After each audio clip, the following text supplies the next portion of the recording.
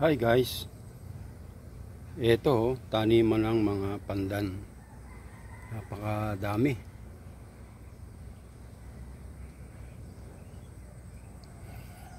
Ang pandan ay maraming gamit, lalo na sa pagluluto, pampabango sa sinaing at pampabango din sa mga kakanin.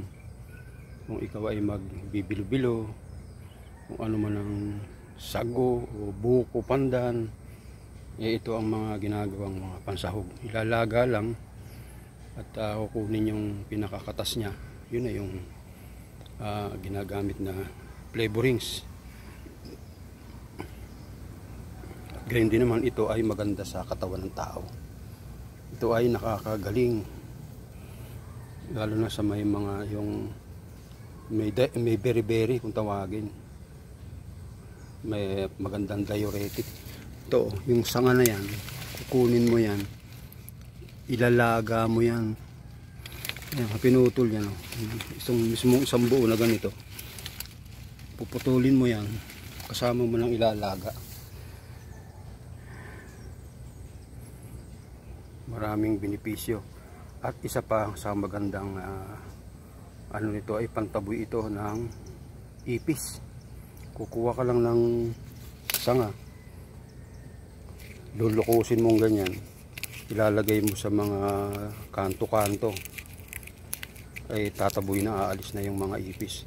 Hindi ka papasokin ng ipis. Pampabango pa sa kwarto.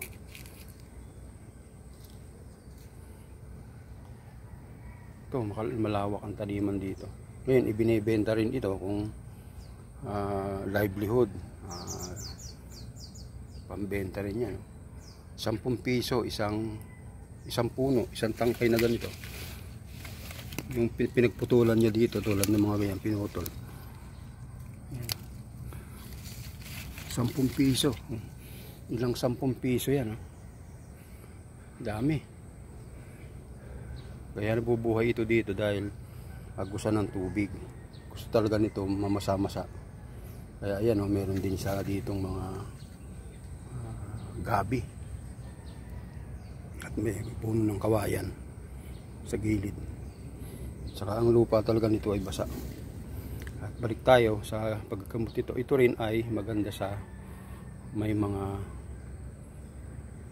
diabetes, pampababa ng blood sugar. Kaya maganda itong ihalo sa iyong mga pagkain, sa flavorings, lalo na yung katas niyan. Pinaglagaan ng isang punong ito ay, kung ikaw ay may beriberi, diuretic, pangalis ng tubig sa katawan, lalo na yung may mga tubig sa katawan, tubig sa baga, tubig sa atay. Ito ang magandang gamot. Maraming sakit na mawawala sa iyo habang ito ay nililinis yung katawan mo, panlinis ng system ng katawan natin. At salamat guys sa inyong panonood ng aking bagong video.